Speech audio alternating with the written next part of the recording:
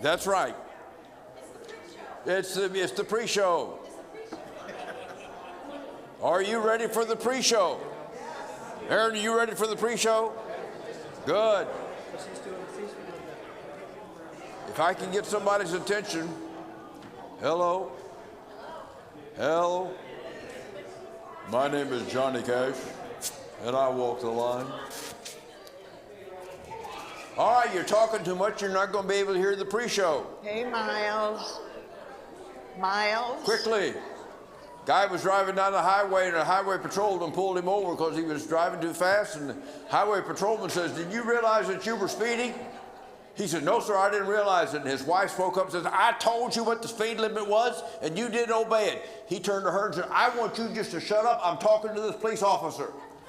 And the police officer said to his wife, he says, Does he always talk to you that way?" "Oh, no, he's very kind. The only time he talks that way is when he's drunk."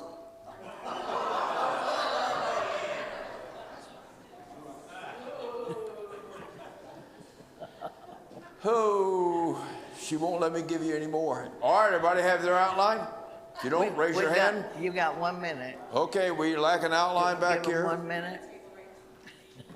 Okay, I think Retta needs one. Retta, did you get in there without an outline? Did you bring your crayons with you, Retta, so you can draw pictures? Good, I'm glad you did. That's right. All right. Thanks, Wesley. Ready? Test, test. Am I okay? I'm whistling, I think, or my ears are flapping. Nope. Same way. Is that good? Okay. All right, we're going to address sexuality tonight, and also we're going to deal with finances, two unrealistic expectations. You've attended a lot of weddings, maybe right here in this building. Young couple, gets married. The wife, the lady comes down the aisle with expectations of what a wife and ultimately mother should be from her major role model, which was her mother. The groom comes down the aisle with the expectations of what a husband and ultimately a father should be from his major role model, which was his father. As far as expectations in the marriage, when a young couple gets married, it's like her mother marrying his father. Now, had you thought about that, that might have stopped the wedding. The greater gap between what you expect out of a marriage and what you actually get out of the marriage, the greater potential for you have for anger, rage, and frustration. Building on what we taught you last week, unrealistic expectations, which become unmet expectations, then it becomes the source of anger, rage, and hurt. Now, expectations can be unrealistic in a couple of ways. We'll begin the session with the first way, end the session with the second way, but initially expectations might be unrealistic in a marriage because they're unreasonable. They're rooted in a world of impossibility, a world that cannot be. Case in point. Let's assume we have an imaginary couple with us tonight, Tammy and Don. Each of them has an expectation of the other that's not going to happen in the real world. You see, Tammy's romantic, like most women are, and she just loved all the time and the attention that Don showered upon her before they got married. You know, all of that decided attention and all of those nice things and all of that. And she's quite confident. At age 60, on their 40th wedding anniversary, he will still be hovering over her with that romantic intensity. Now, Tammy, I hate to be the one to have to tell you this, sweetheart, but the boy doesn't have that much energy. No. Now, that doesn't mean he can ignore you, but to expect that euphoria, that heightened sense of awareness, wanting to be with the other all the time. Many of you remember that. Maybe some of us don't. I don't know. You know what that really is, that feeling of falling in love? Two chemicals in your brain tricking you into mating. Into getting married. I'm serious. It's anthropology. Dopamine, norepinephrine. Specifically, science doesn't know why, But around year 2 of a marriage, the stuff dies out. Now, that doesn't mean it totally goes dormant, but to expect that euphoria, when couples come and they say, well, we just don't feel in love anymore, and I say, well, let's get more specific. How are you defining love? That euphoria is not real. Oh, but Don's not much better. He is an avid sports fan, and he is quite confident, since he is, that Tammy will learn all the major sports, all the players, all the rules, and watch with him all the time. Now, Don, think about that realistically. I mean, that may not be her thing, right? So to expect that is unreasonable, unrealistic, not going to happen in the real world. But what happens if Tammy and Don succeed in modifying their respective expectations in these 2 areas, but they're selfish? Neither one has the servant heart. Succinctly put, while an expectation might be realistic in a real world, does that mean that it's realistic in that marriage? Are you tracking with me? 2 different things. Maybe realistic in the real world, but maybe not in their marriage. More at the end of the session. Sounds like a bad soap opera. A bad soap opera. What are some of the expectations of marriage? Number 1 is, I think I marry this one person, all my needs will be met. Hello, only happens in Hollywood. There's no way you can marry one person, meet every need you ever thought about having in life. Man goes to the doctor examines him, he says, it looks like you're gonna die, you're in bad shape. He said, well, how am I gonna live longer? He said, well, there's some things you need to do. He said, I think your wife can take care of that. Do you think she'd be interested in it? Oh yes, my wife loves me very much, and she'd be glad to do that. So he goes home and says, honey, the doctor said I'm going to die, but there's some things I need that you can help me with. She says, oh, I'll be glad to. So she goes to the doctor. Said, doctor, what does my husband need to live longer? Well, it needs 3 good meals a day, wait on him hand and foot, never disagree or argue with him, give him greatest love he's ever had. Is the only way he's going to live longer. She said, are you sure? Doctor said, absolutely. So she goes home, and the husband waiting and says, honey, what did the doctor say? Doctor said, you're going to die. There is no way we're going to do that. Now, the basic needs that people have, because our needs are ever changing. Our basic needs we have are found in a relationship with God. God would not create a relationship that would compete with our relationship with Him. You can take a bird out of the air and plunge him beneath the water and he'll die. Take a fish out of the water and put him up in the sand, he'll die. Why? God didn't make him to live there. So the problem is we believe everybody has a God hole, and you fill the God hole not with somebody else, but with God Himself. Now, secondly, then, is that love will always be romance. Wait a minute. I think you jumped ahead. Did I? Your ADHD got you.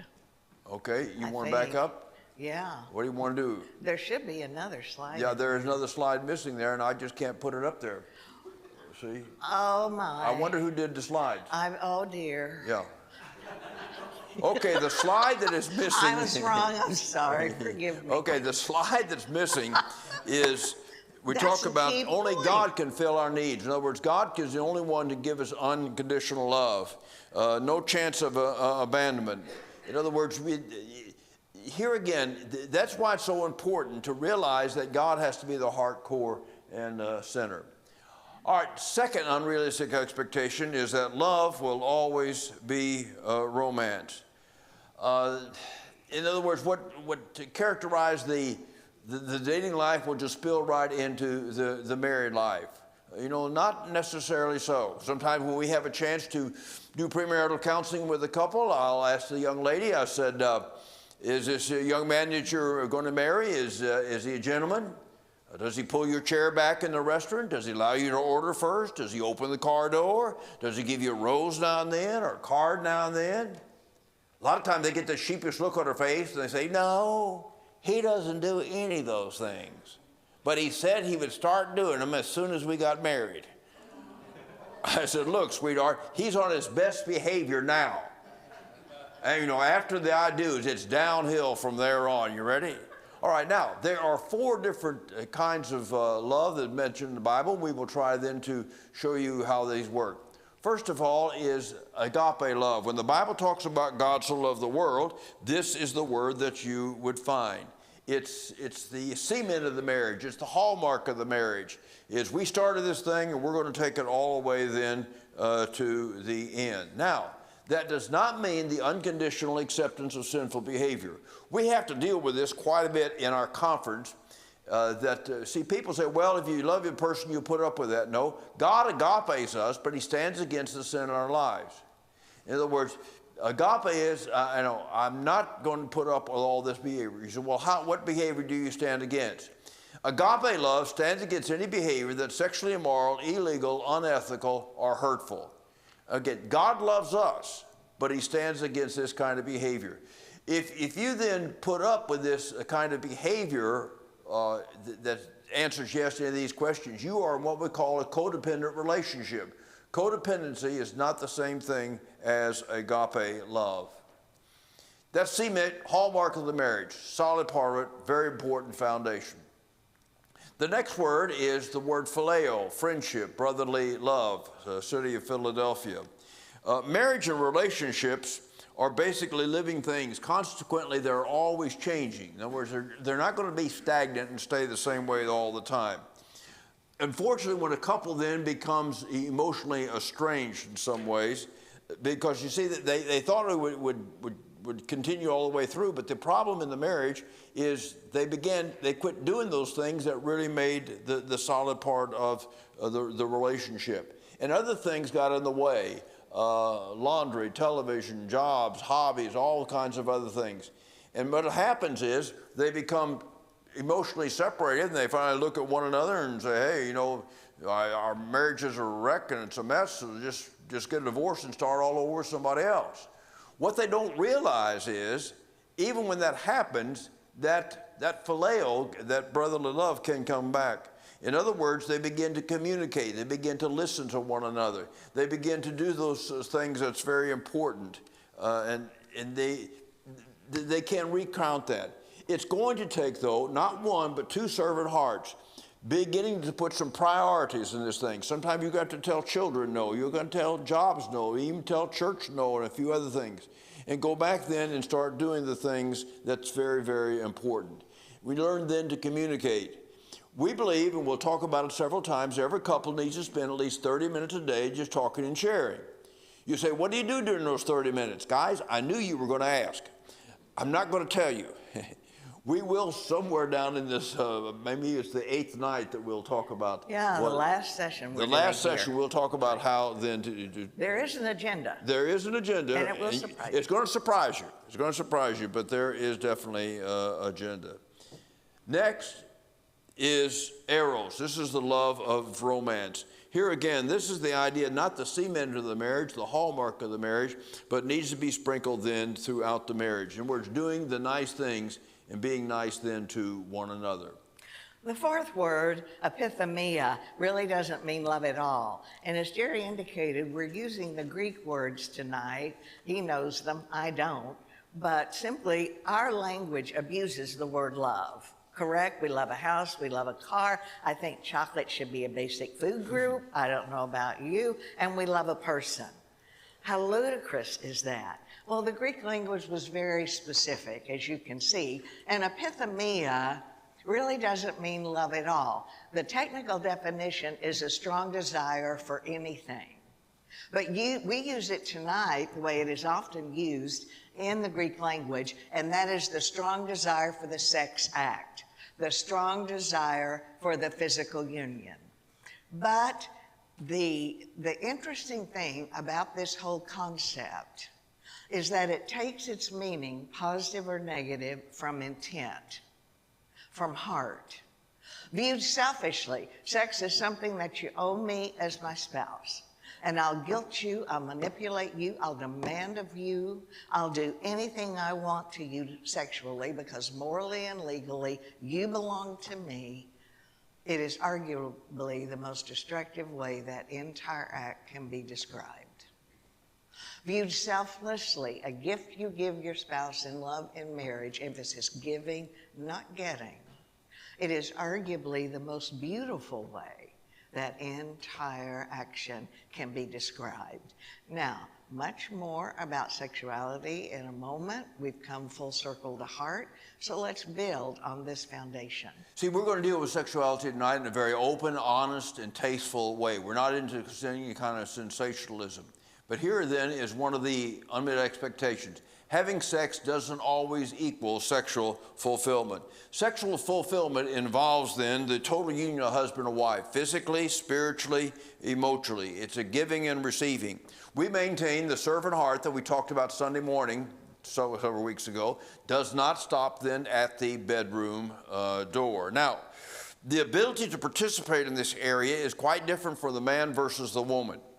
For the woman, it's based upon her mindset and her emotions. For the man, it's based upon reaction. Unfortunately, in this area, when somebody feels that they're not getting out of this what they think they should be getting, sometimes they try to guilt their spouse into doing some things that they don't want to do, or feel very uncomfortable in doing.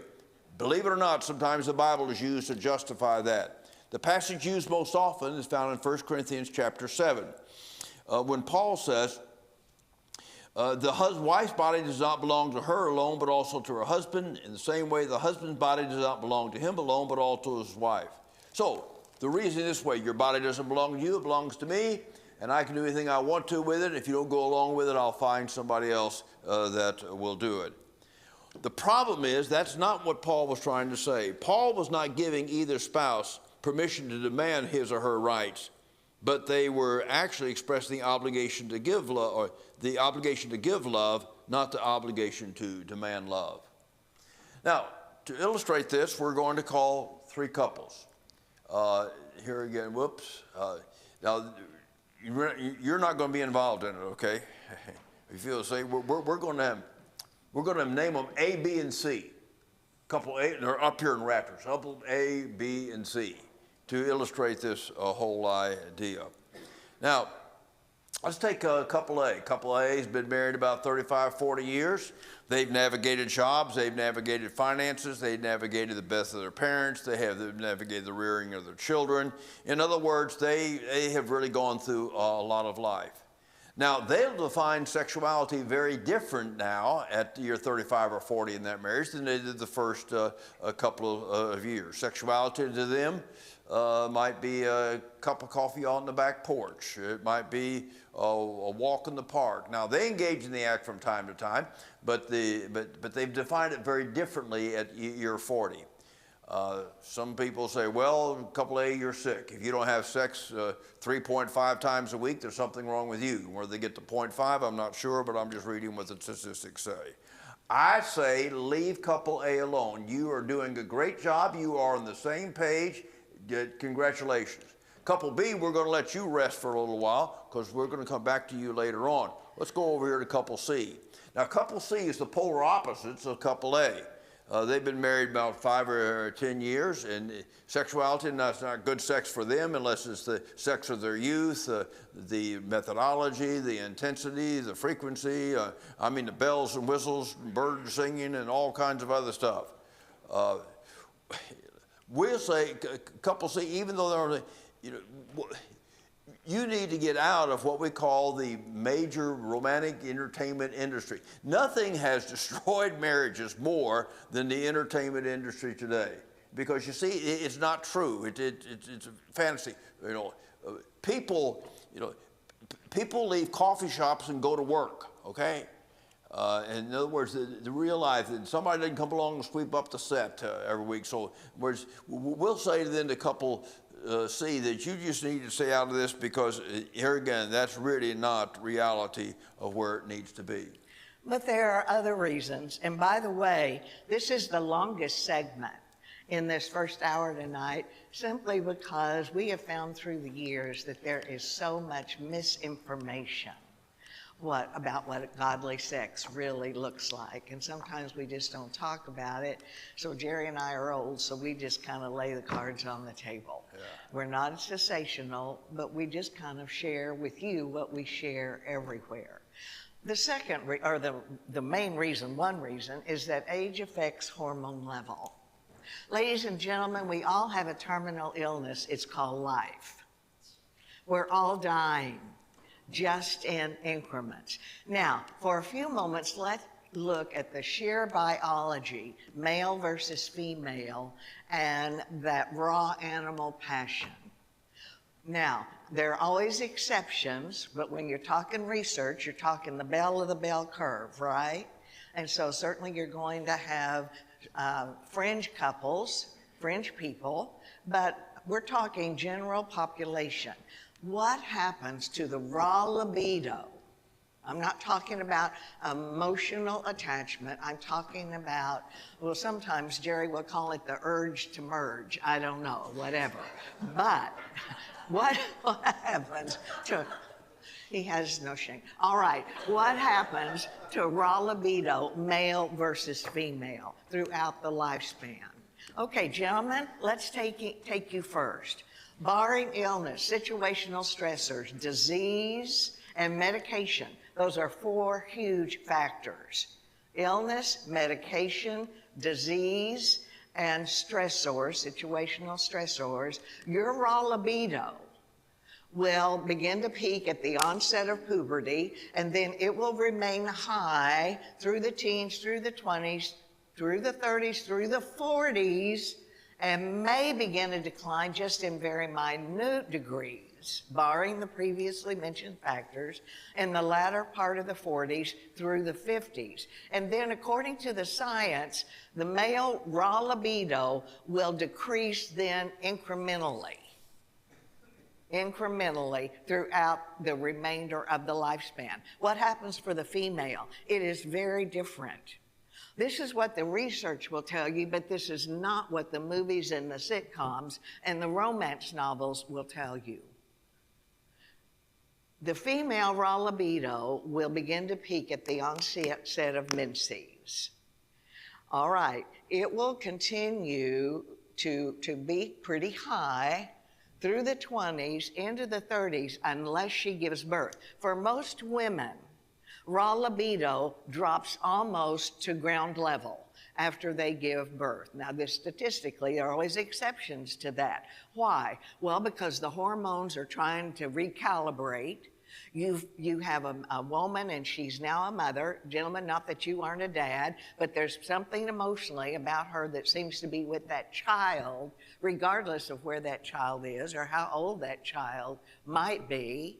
Maybe she's holding a job, maybe she has aging parents. She's juggling a lot of different things. And not that you are not, gentlemen, but as Jerry indicated, her ability to respond sexually is contingent on a lot of things. The male response is more reflexive. Hers is multifaceted.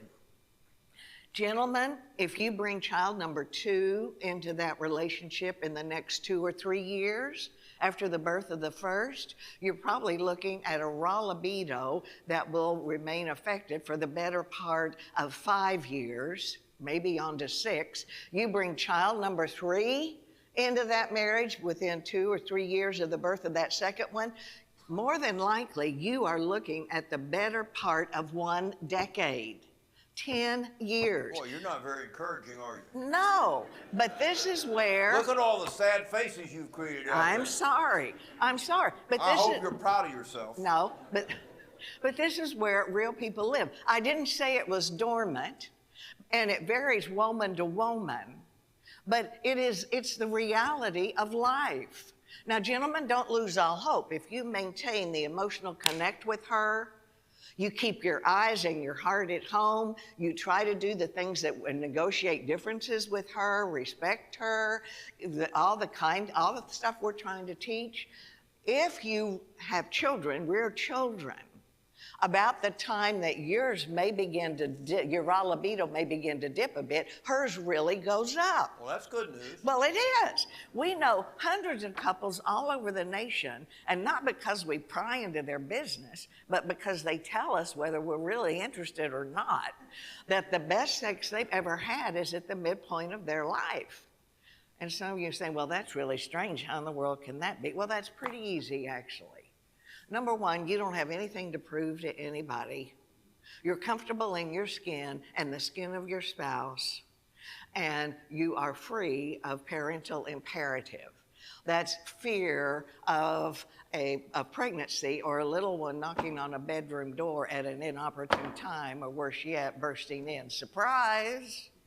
And so initially, couple see what you want, the same intensity, methodology, frequency, passion level, all those things that you had at year 1 or 2, you want that at year 10. It's just not going to happen. It doesn't happen in the real world. Why?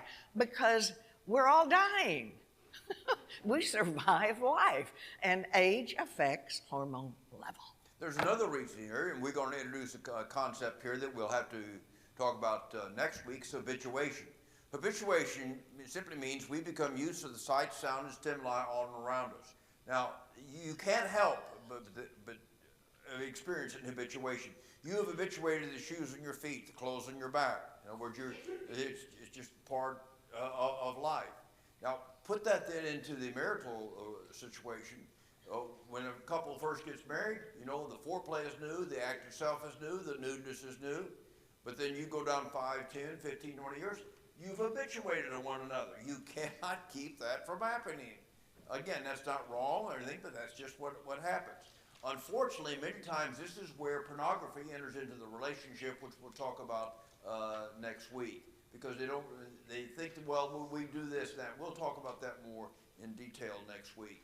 So what are we going to tell couples C? Too bad, so sad, you're dying, get over it. They want more passion in the bedroom, but they don't want to engage in anything that's sexually immoral, illegal, unethical, or hurtful. Is there an answer? Ladies and gentlemen, there is an answer, and it came with the instructor's manual. I'll refer you to the greatest sex manual that's ever been penned. It's called A Song of All Songs, and you'll find it in your Old Testament. And if you've never really read that book with your spouse, read it. Because within those few pages, you will find the secret to bedroom passion. I don't care if you've been married 5 minutes or 65 years, it's the same for every couple. You won't find any pornography in there. You won't find anything downloaded from the internet. And you're certainly not going to find a third person in the bedroom. You will find one man, his wife, revealing the secret of the ages. And it is so simple, we've looked right beyond it. What is it? Basically, the difference between having sex and making love. Animals have sex. The human being makes love. And by definition, that is slowly exploring the other's body, seeking to please above seeking to be pleased. Are there benefits back? Absolutely. But that's not the import of the book. The emphasis, I didn't write it, the emphasis is giving, not getting. But you see, because sex is linked to anthropology, survival of the species, so easy to overindulge, and used for so many reasons, that our culture has bought the lie of cultures through the millennials, and that is that sex is something God created for me. And as long as I get what I want, and if you are morally and legally mine, and it's all about me, and therefore if I get what I want sexually, and you don't like this, or you don't want this, and you're collateral damage, too bad, you just deal with it. That's all upside down from the servant heart, correct? It's the earthly way, the secular way to look at that, but it certainly isn't the instructor's way to look at that. Now, let's build on this. I know what you're thinking. Slow what? We don't do slow anything. We have children, we have aging parents, we have jobs, we have small children, we have community. We're doing all these, church, we're doing all these different things. We don't do slow anything.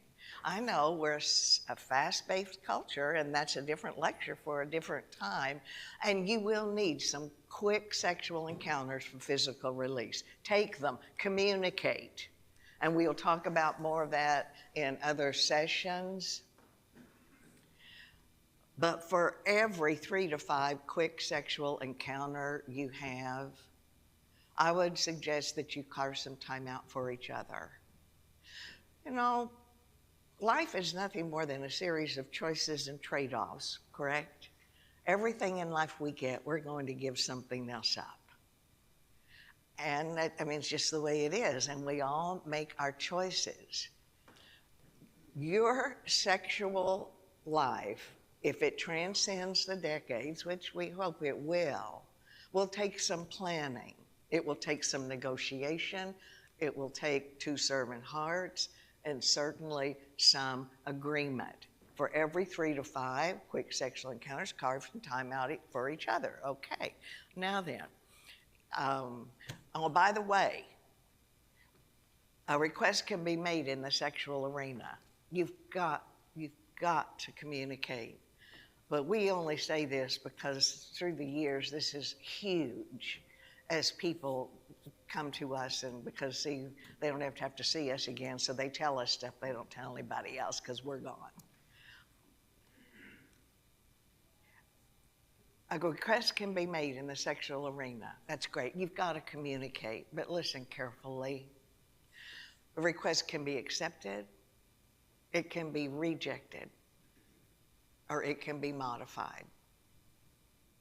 Okay? Accepted, rejected, or modified. No one should be guilted, manipulated, demanded into doing anything sexually that he or she is uncomfortable doing. Because, ladies and gentlemen, the very second that happens, it's upside down. That whole experience, which should be so beautiful, moves from love, which is selfless, right into lust, which is selfish, even in a marriage. And gentlemen, by the way, don't always expect her to match your passion. Hopefully you've seen scientifically that's not going to happen. But she can match your love. And another word to the wise, gentlemen, if your wife is emotionally estranged from you, she probably doesn't want to have sex with you, period. I'm just calling it from the female perspective. Has nothing to do with whether or not she loves you. She probably loves you deeply. It has everything to do that she probably doesn't want to be in that type of a vulnerable physical situation with an emotional stranger. And that's why that 30 minutes a day that you may think it doesn't mean anything, it's going to be crucial. That's why negotiating differences is crucial. That's why all the little nice things outside the bedroom, maybe a smile, a hug, some of that stuff, that's crucial. Because what that does is bonds her, that's sexual foreplay if you really want to know. That bonds her to you emotionally. You see, she's not right, she's not wrong, she's just different. Okay, now we're going to ask by 7 and you're going to start by 9. Okay?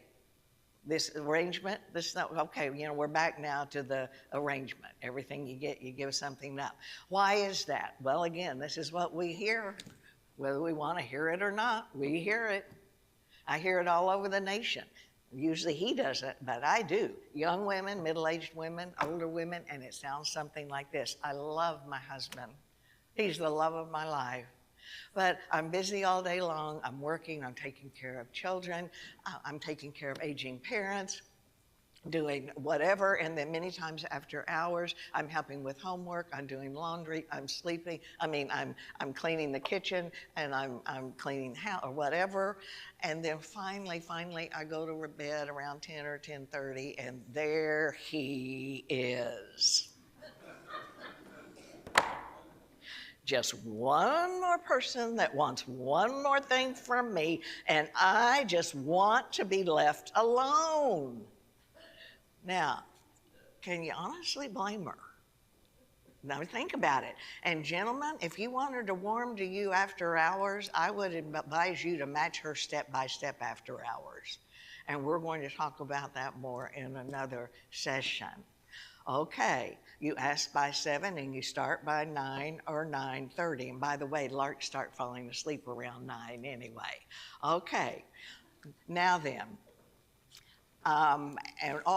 now, you don't have to, you can go away for the weekend if you want, but you don't have to even do that. Plan an evening at home. If the children are younger, you put them to bed. You have to start by 9 o'clock, remember?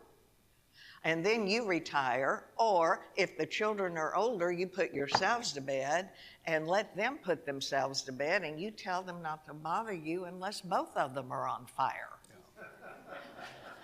And I know you're like others that well, we couldn't possibly do that because they'd figure out what we were doing in there and they would be so embarrassed.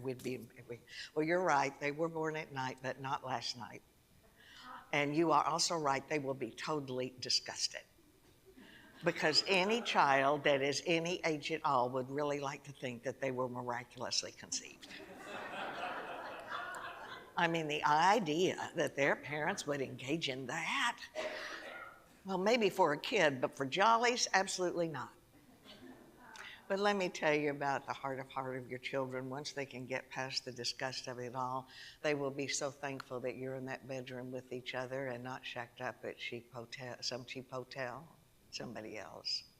The greatest gift you can give your children, other than your legacy of faith, is to love their parent.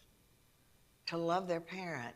And I ask you quite honestly, if they do not learn that this is a beautiful, viable part of a godly marriage from you, where are they going to learn it? They're not going to learn it from the secular culture, because sex is all about hooking up. I hate that term.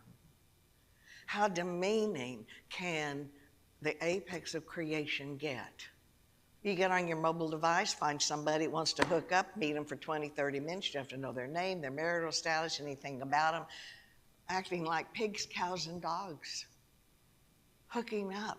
How degrading. They're not going to learn it from their music. They're not going to learn it from their friends. They're not going to learn it from advertisement. They're not going to learn it from anyone if they don't learn it from you. All right, now, ask by 7, start by 9. Let's get more specific. Okay, now, that doesn't mean that you come home from work at 5:30 and said, okay, Lynn said I had to ask by 7, I want you in bed at 9. That's gonna get you nowhere. This is where Eris comes into the marriage. It's the salt and pepper, it's the spice. Don't ever, ever let yourself get too old to tantalize and tease. And that doesn't mean you have to swing from the chandelier. I mean, you don't do that, no. But you flirt, you tantalize. Some couples use music. He's in the mood, he'll put in his music. He's in the mood, she's in the mood, she'll start her music. Now, if you hear the music playing around 6:30 and you're not there, you don't look at your spouse and say, you have got to be kidding. Be honest. Say, this is a bad day. This isn't gonna work today. That's fine, you're not a machine. Your spouse isn't either. There are days you feel sexual, there are days you are not. You must communicate with this thing. You must. And just make a day, let's 2, 3, whatever it would be. Some couples use songs. Oh yeah, we did songs. How about candles? That's a good one. All right, they're very popular now. You know, if you're in the mood, you light your candle. Spouse in the mood, they light their candle. Now, if you see your spouse's candle burning brightly around 6:45 and you're not there, you don't go over and blow it out. I mean, be a little kinder than that. No, you know, this really isn't a good time. This little light of mine, I'm gonna let it shine. Oh, what? This little light of mine. What? Well, I got bored over here, so I thought Well, I'd sing the song. you just jumped right in. Light the fire. Stop it. Don't let the light burn low. Stop it, I know. All around the neighborhood. Jerry, stop it. Don't let. Okay. Now what? Heath, next Sunday morning, the first song here is going to be this little light of mine. Yeah. And y'all are going to laugh, right? And the rest of the church that should have been here are going to say, "What's so funny?" Now, I'll be over at McKnight next Sunday morning, and I want to hear the laughter, all the way over there, Well, I'm just trying. Listen, turn to your additional resource list before I get in much more trouble. Go to the end of page 2, under sexuality. The book there is Sheet Music by Kevin Lehman. It's on page 2 of your additional resource list. Kevin Lehman at Sheet Music. It's one of the great commentaries on the Song of Songs, and you will find that book to be very, very helpful. All right, we've looked at couple A, we go to couple C. Couple B, you've been waiting. Thank you very much for your patience. Couple B, they're not on the same page, sexuality. As far as he's concerned, it's 4 times a week. As far as she's concerned, it's once a month.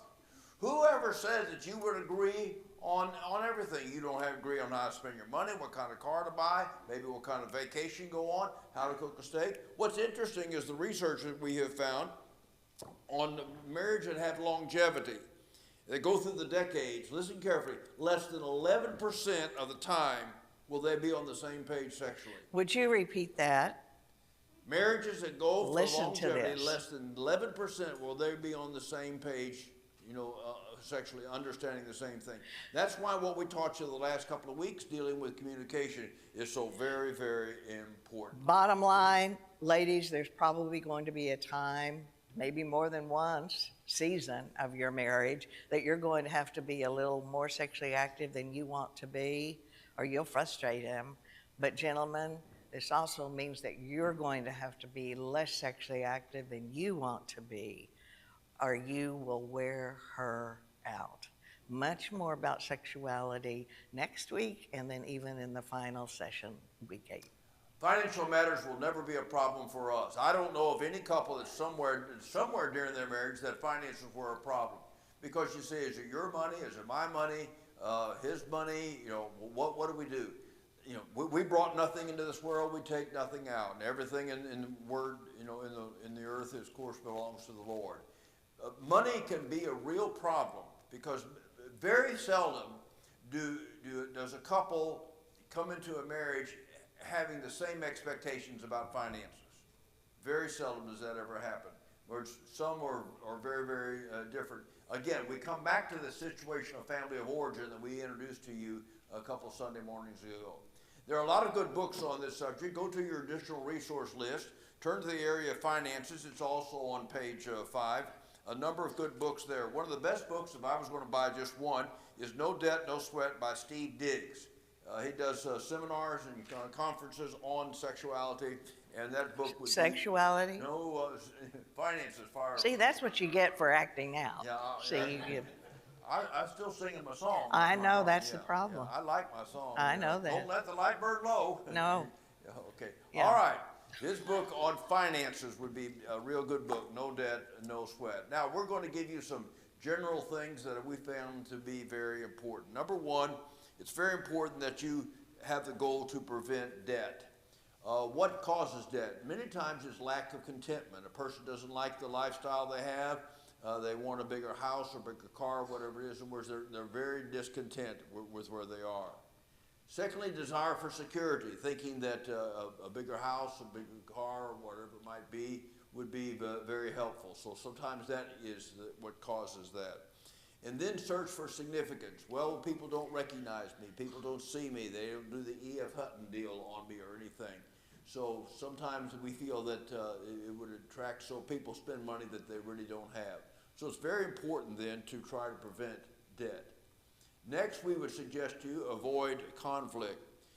This again was where what we talked to you about communication was so important.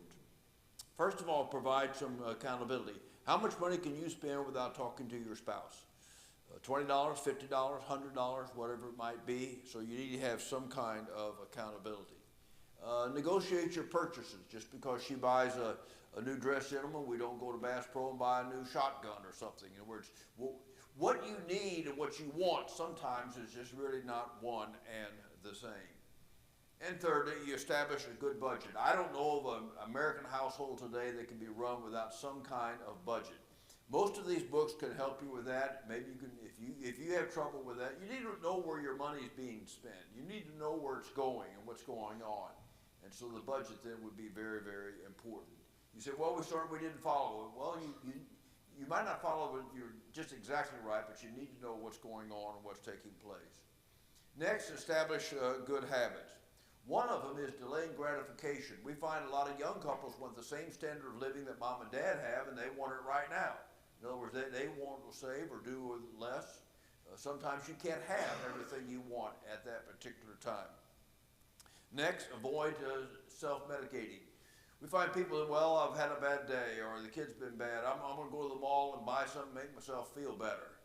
Well, a lot of times you buy things that you don't need or can't pay for, and then you feel bad after you get home and you realize that you don't need it. Next, beware of installment debt. This is where credit cards come in. Credit cards can be a blessing, but credit cards can be a curse, folks. I've seen some on television just, I believe it was yesterday, that the interest rates on credit cards, some of them can go up to 30%. And once you get in that type of deal, it's going to be hard to get off. We carry basically 2 credit cards with us at all times. And, but our goal, and we have accomplished that for the 30 years that we have been married, is we paid off the credit card every month. In other words, they call me, well, we can reduce your interest. I don't care what it is, I'm going to pay it off each month anyway. So here again, that's very, very important that you do that. Refused co-signing. Well, it's my son or my daughter, it's my best friend.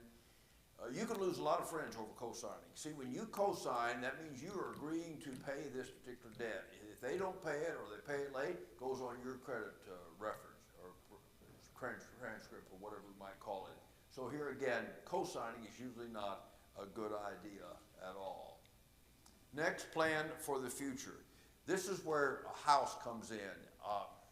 Housing market, is up and down, and far be it from me to dictate in this area. I'm not a real estate agent, but usually buying a good house, good town, and a good price, usually will escalate in value. Normally speaking, was due. So your house is a very, very good buy that you could have. Your car. Your car says nothing about who you are, it just says how you spend your money. If you know anything about us, I've got a Yukon. It's a 2004, and Hank can tell you it's rusting out at the bottom, right, Hank? That's right. But it's got 170,000 miles. But as long as it can go from here to Bowling Green, Missouri, we're in good shape, and that's fine. The car we have out there, we had to buy it. I bought it from a Corvana. It was about 8 years old, and the reason why I had to buy it is because we totaled one in Little Rock a couple of years ago. That black Lexus that I had, it was a 2004, had 230,000 miles on it. It took him a month to get over that. I couldn't believe it. I mean, He did. I got forever tires. I had forever free alignment. It got good gas mileage. He bought it from his nephew. Yeah, I buy Steve's old cars. And so I do. I mean, really, it was in pretty good shape. Yeah, of course it was. The windshield only leaked when it rained. Yeah, and so you don't worry about it. Yeah, And just because we had to duct tape the rear view mirrors on the sides, that was all right because he used black duct tape. Yeah. And, see, and just because the rear doors wasn't open, that was minor. Yeah, well, you just... He wanted to drive it to 300,000. And it got rear-ended, and they said it was my fault. Well, that's another story right there. But here again, I couldn't figure that one out. Well, we were puttering along. We were only doing 60 miles an hour when we got rear-ended. But okay, all right. You said some bad things about my car. I'm so sorry. Well, you ought to be. No, I'm really not. It was kind of funny. I mean, personal property tax, they paid me to drive it. And we had to pay someone to haul it off. Go ahead. Okay, now listen, this is my part. I'm sorry, I'll be quiet. Watch your, okay. Follow the script, okay? Yes, I will. All right, I'm moving on right now. Move on. Vacation. Vacation. We live in a beautiful part of the country, in case you haven't figured out. You don't want to, you don't have to go to Florida. In fact, right now, you wouldn't want to go anyway. It's all right. In other words, you don't have to go to Texas. It's too hot out there. California's too far away. I mean, you got all kinds of places. So plan your vacation. Don't just grab the credit card and say, hey, we're on the road, Jack. No. Retirement. Now, this is tricky. You can outlive your retirement. That's why you need a good financial advisor to help you with this, to see how things goes. And far be it from me, I'm not an expert in this area. I have to rely upon my Raymond James account and what they tell me what to do. So retirement is very, very important. Emergency fund. You need to have an emergency fund. hot water tank goes out, transmission drops out of your car, and your emergency fund is not your local pawn shop. It's not a good idea to go there. But you need to have an emergency fund established. So those are some things, those other books can help you. Expectations in the spouse. Number one, my spouse will always look and act the same way they do now. Hello. Folks, we're ever changing. Wife asked her husband one time, honey, will you love me when my hair turns gray? He looked at her and said, well, I loved you through all the other colors, why not? That's a good joke. That's a good joke. That's really a Okay, good you're joke. on. Yeah. Secondly, my spouse should always agree with me, and I'll add to that, and if not, change his or her mind. This is huge. And my spouse should always agree with me, and if not, change his or her mind. Okay, let's review just a little bit from last week. If you remember, we were talking about some of the things that can drive an angry personality throughout a lifespan. And some of the things we talked about were physical health issues, mental health issues, family of origin, poor role model, someone that bended her through things or whatever. And then we came down to that fourth one would be unmet expectations.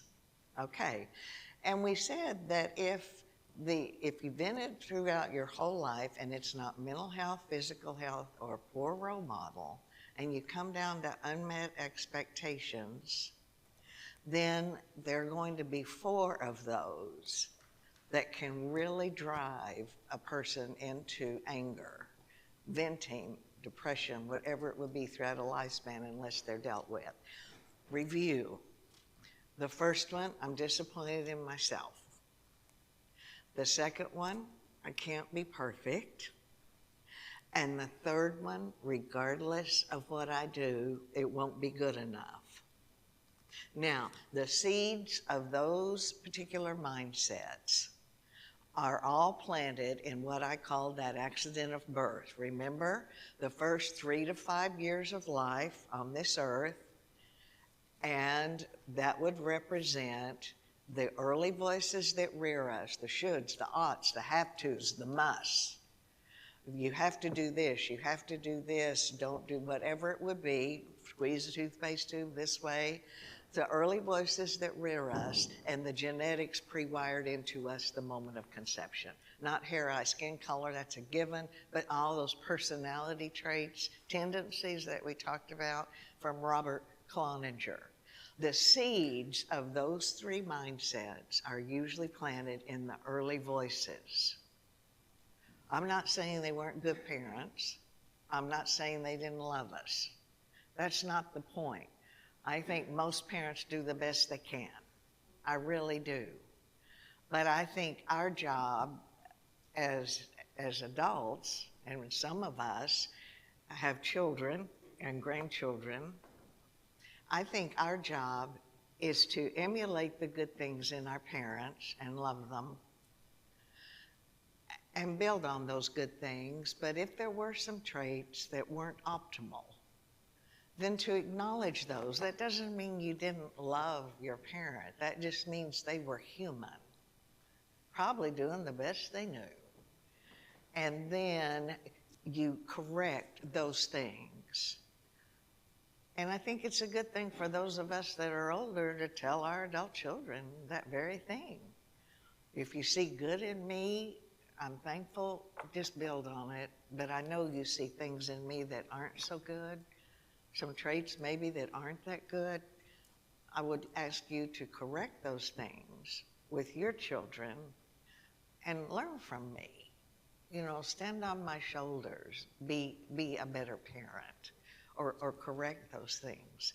And so I say that simply because we're going to come back and revisit this in subsequent sessions. And I just want to make sure that you're kind of chewing on that in your mind in weeks that are in between our actual Wednesday evening sessions. However, there was 1/4 unmet expectation that I left out just now, and that was I can't control. Remember? I can't control. I can't control my spouse. I can't control my children. I can't control my job. I can't control, I can't control the weather. I can't control I can't control. You've heard me, some of you, before, so you know what's coming now. It's an illusion of control. It's an illusion of control. The only thing that any one of us really controls at all, has any power over at all, when all is said and done, is how we respond to life. When we do the Parenting 101 session, we don't start with how you rear a godly child. We start with how can I be a godly parent? Because there are a lot of things that are going to influence the choices that our children make. We do the best we can. But it is what it is. Things influenced us, correct? I think the younger we are, the more we're confident we can control all of life. And that's beautiful. You would not take that youthful idealism away from a young person for anything in the world. You wouldn't. We're confident that we can control our marriage because we're going to be a really good spouse, and we're going to go to marriage conferences, and we're going to read books, and we're going to be a wonderful, godly spouse, and therefore I know that my spouse will be a wonderful, godly spouse, and we'll have a long, godly marriage. It's an illusion. We do the best we can, but separate and apart from what you do, your spouse will make choices every day, correct? And ladies and gentlemen, believe it or not, adult people can make choices and become different people. It took me a long time to realize that, but it's true. That separate and apart, people can make choices. Oh, but we know we can control our children because we'll be a little older when the children are born, and we're going to go to all these parenting classes, and we're going to watch godly people as they parent, and we need to do all those things. All those things. But if we think we're going to have a guarantee of launching into adulthood a godly person that will always do what I want them to do, it is an illusion.